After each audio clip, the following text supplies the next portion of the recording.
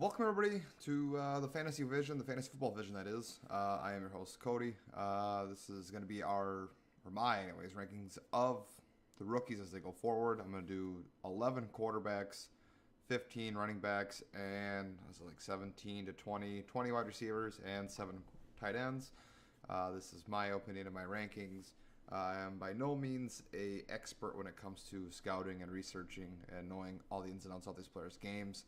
But based on what I've read and seen through the combine and stuff like that, this is my opinion. And I'm going to try and get into more about how it's going to affect them and where I think they could land and where it could help out come fantasy football time if they land with certain teams and whatnot. So let's hop on the quarterbacks. This is what this episode is going to be about.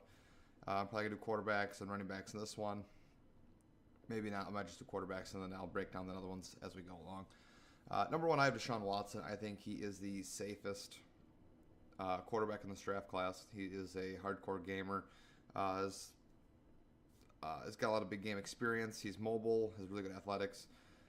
Mechanics and arm touch are really good. He seems to play up to the game.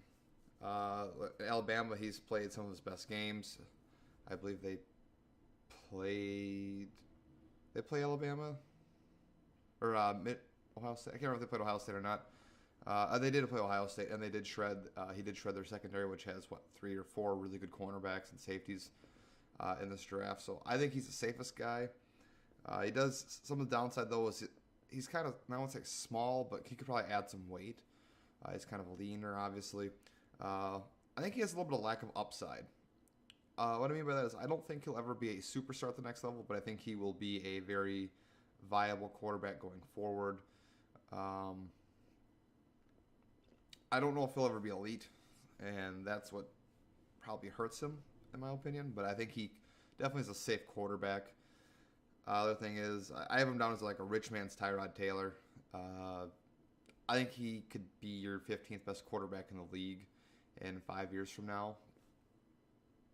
But is that what you want him in the first round to be? I don't know. I do think he needs some coaching, though, at the next level. I think he could be a good fit in the West Coast offense. My opinion. I might be wrong, but I think that's how I feel. At number 2, I have Mitch Trubinsky. And I think he has the most potential out of everybody in this class as far as becoming a superstar.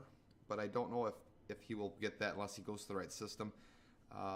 He's been compared to a lot to Alex Smith, and I think he could be a better version of Alex Smith. I think he could be a top 15 quarterback easily in some time, run to the right system, the right tutelage. He has the size, the arm.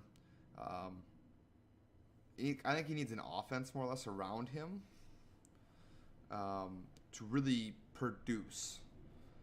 If you can give him a couple good receivers, a good running game especially, I think he could be a really great quarterback to manage the game well and carry a team from getting to the playoffs to being a possible contender in 3 to 5 years' time.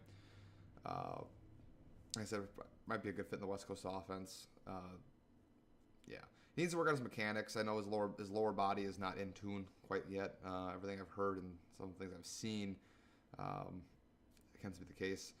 My biggest red flag with him, though, is he couldn't beat out Marquise Williams or Jamal Williams, whatever his name was. He ended up, guy couldn't even make the Packers roster last year on training camp. Got beat out by Joe Callahan, who was like a Division III three guy undrafted. Couldn't beat him out at all. Is he the real deal? I'm not sure. I think we kind of fall in love with the one-year guys, and that could be a problem. Are we falling in love with him again, or with another one-year guy in Trubinsky? Needs some work, obviously, and his awareness. I'm not sure if he keeps eyes downfield, but I don't know if can do the reads and stuff like that. Will that be overwhelming for him? It could be. We will see what happens come draft day, where he goes, and if they can get him the right offense and the right fit. Number 3, I do have Pat Mahomes. I have him as a rich man's Ryan Fitzpatrick for what that is worth, or a poor man's Jay Cutler. I don't think he'll ever be an elite quarterback, but I think he'll be a damn good one. I think he could be your 20th best quarterback in the league, and he could really help you out as you go as an offense. If he went to Arizona, I would actually like him a lot more. He could develop underneath Carson Palmer in that offense. He could really sling the rock really well, and that would be a great fit for him, obviously, long term. Will it happen? I don't know. I'd have to require the Cardinals to trade up, I think, in the end of the first round or beginning of the second round. If I was the Cardinals, I'd trade back in the first to get him. Some things that are a plus with him: he's got a great arm, an amazing arm. Obviously, he's got a good touch and release. Keeps his eyes downfield, and he's a little more athletic than he's given credit for. Like I said, he's a rich man's Ryan Fitzpatrick. Well, that's just a bad thing because Fitzpatrick was definitely a journeyman, competent quarterback, and I think Mahomes will at least be that in his career. It might take him a couple of years to get to that point, but I definitely see him as that as a possibility. He's got the gunslinger to the core mentality, and like I said, he could be a poor man's Jay Cutler or a rich man's Ryan Fitzpatrick. Obviously, Fitzpatrick didn't have this massive arm, but that gunslinger mentality is going to hurt him.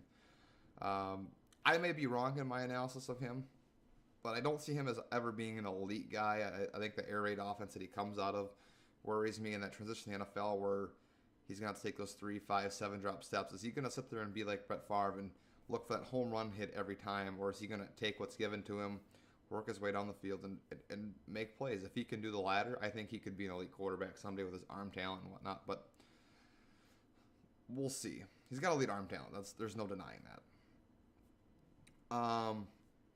At number 4, we got Deshaun Kizer.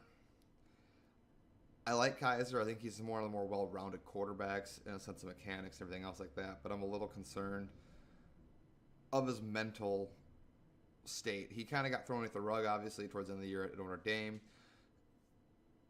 He's a good quarterback, but I don't know if it's him or if it's the offense that he needs around him. He obviously lost a lot coming out of last year. He lost, can't think of the running back's name, Procise, in the draft. He lost, I think, a receiver and a tight end and some offensive linemen. And he kind of crumbled as the year went on. And that worries me. He's a great mental makeup for a quarterback, but can he stay in there? If he gets hit and sacked, is he gonna fall apart? Is he gonna crumble?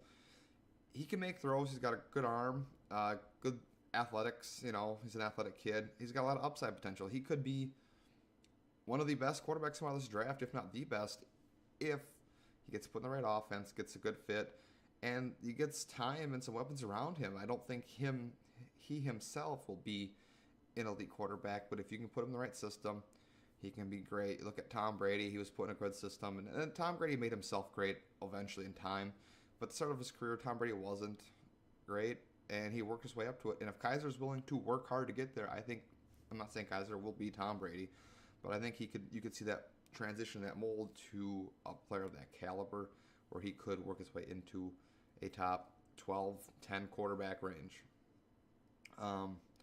He's got great makeup too, like I said, and some of the things to look at with him is, you know, he's, like I said, that mentality. Like, is he going to fall apart? If he doesn't fall apart, he'll be fine. If he does, I'm concerned. I kind of has a lesser Eli Manning. And I know Eli Manning gets a lot of flack, but if Eli Manning's not in the game, he crumbles. He doesn't play his best, and he kind of lets things get to him at times. Now, to be fair, Eli Manning steps up in the big moments and makes plays. Not saying Kizer's like that in that sense. I actually don't think he is, but in time, I think you could see Kizer make a lot of good plays and a lot of good throws. And I think he could be a good fit for a team in 3 to 5 years. I think a lot of these top 4 guys are 3 to 5 year guys where you're going to really see them extend into their or excel into their careers. At number 5, I have Davis Webb. He's one second. I gotta put my page. Davis Webb. Oops. Davis Webb is a coach's kid. He transferred out of Texas Tech. Got beat up by Mahomes. He's got a good arm, good makeup, good delivery. He's a coach's kid. He's a film rat. He's going to be in the film room working, breaking tape down. I like that. He's going to be a good backup for the first 3 years, and then some team's going to get him, and he could become a starter. It might be a low-end starter, but I think he will be a very competent quarterback at the next level. And I think this quarterback class, like I said, will not be elite, but you're going to see a lot of competent arms come out of this draft class.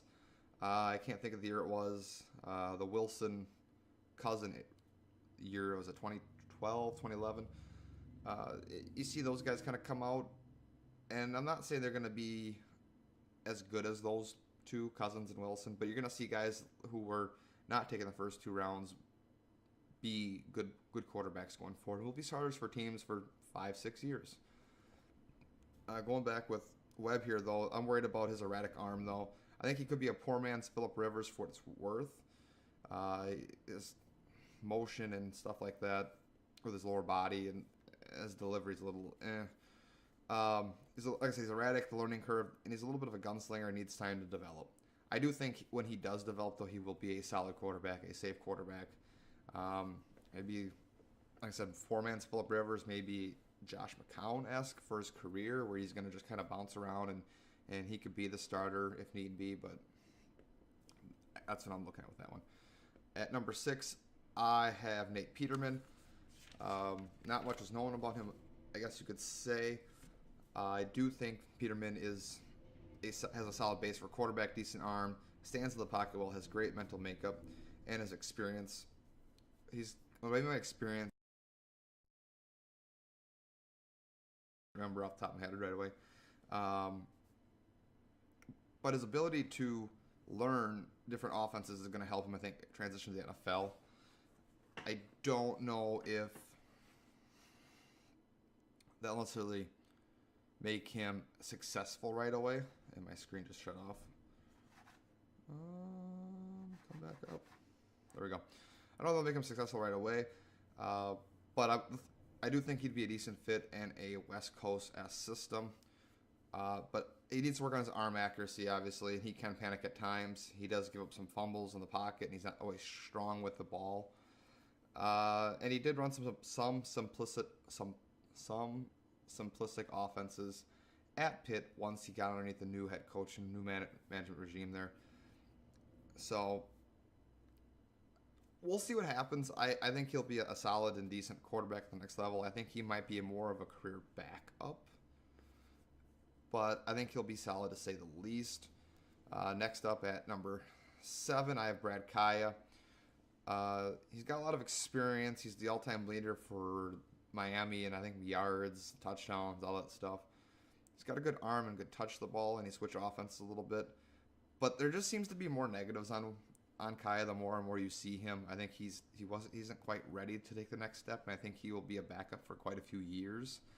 However, I think he could be a guy who would fit well in like an Arizona, where he could learn and take time and develop. I do think he could kind of turn into a Logan Thompson kind of guy when he came out of Virginia Tech a few years ago, where he had the big arm, he was athletic, and everyone thought he could be, he was hyped up at the start of the year and he fell apart. I think that's who he kind of looks like, but I think he's a better quarterback than Thomas. I kind of was like a lesser Sam Bradford. I don't know if that's entirely accurate. I mean, he's more mobile, obviously, but Bradford doesn't wow you. Bradford just kind of makes the plays. And I don't know if Kaya will ever get to that point. But he's kind of got some of the makeup. So we'll see what happens for that. Some other things. He needs to add some weight, and he kind of is indecisive and hesitant at times. So take that for what you may.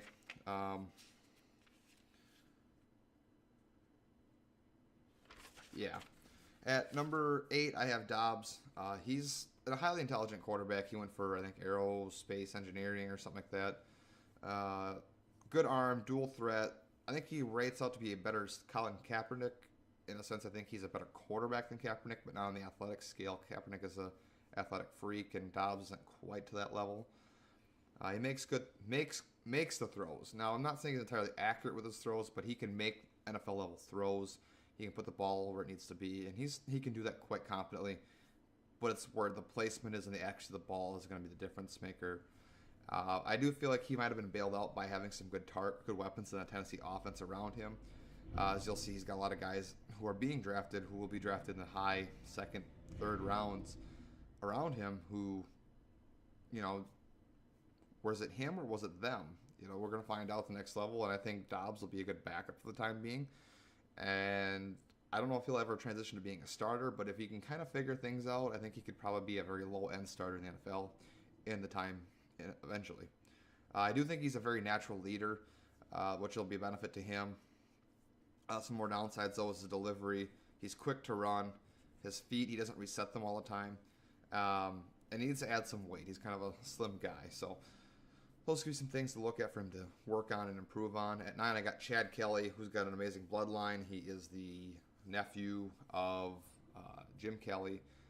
So he's got the pedigree. He's got the amazing arm, and he's a sneaky athlete. He's got the Kelly mindset. He is tough, but he is injury plagued as well, so take that for what you may. His negatives, footwork. I have him as a poor man's Ryan Fitzpatrick because of the gunslinger mentality. I don't know if Kelly will ever be a starter. I personally like Kelly, but I might be biased because I do like Jim Kelly as well, and I kind of like the family bloodline. But his immaturity issues could stem him. If he could figure that out, the immaturity, and kind of settle himself down and take a back seat for a few years. I mean, it could be 4 or 5 years as a backup. Maybe he could get a starting gig at some point in time, but like I said, he's going to need a long time to develop and to learn and to get there. And I don't know if that'll ever happen. I kind of hope it does, but I don't know if it will. I have him going in the 5th or 7th round. We'll see what happens with that, but we'll see what happens. At number 10, it was kind of a tie. That's why I have 11 of these guys. And the reason why I have Jerod Evans in here at Virginia Tech is it's kind of a dual threat thing where he can run and he can make throws with his arm and he adapts quickly, but I don't think he'll ever be anything. I think he'll be in the league and I think he'll make some plays as a backup in the preseason stuff that'll wow you, but I don't think he'll ever be. I would probably put him as like a Terrell Pryor as a quarterback. Pryor made some great plays and it was never in a good system, but I don't think he'll ever be a long-term solution at any point in time in his career. That being said, if he gets in the right tutelage, and that's with all these quarterbacks, you go to the right system, you get to the right coaching, some players around you, you're going to excel. That's all quarterbacking is. I mean, you got to have the good mental makeup, obviously. I just don't see it with him, and I like the guy who I have 11 better in C.J. Beathard out of Iowa, but there's not a whole lot of tape on him. And the other guys like Seth Russell and some of the other guys in the draft are more air raid offense guys, and they make good throws, they have good arms, but I just don't know if they have the upside. So that's what I'm looking at here with our top 11 quarterbacks. We are the Fantasy Vision, the Fantasy Football Vision. I'm Cody. I don't know if my cohort Tom will be making any videos or doing anything at all with that. We do have a Twitter. You can follow us at the FF Vision on Twitter.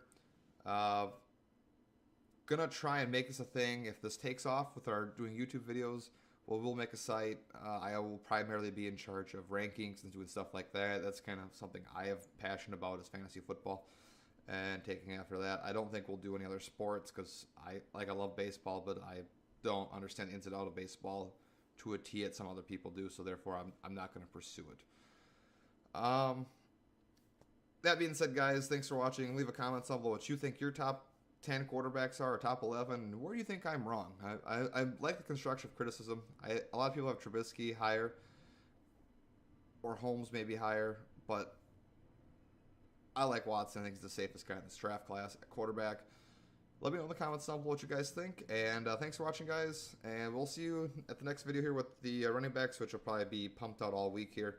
I'll probably do the quarterback one here right now and upload that one, and then it'll be running backs, wide receivers. We'll see you next time.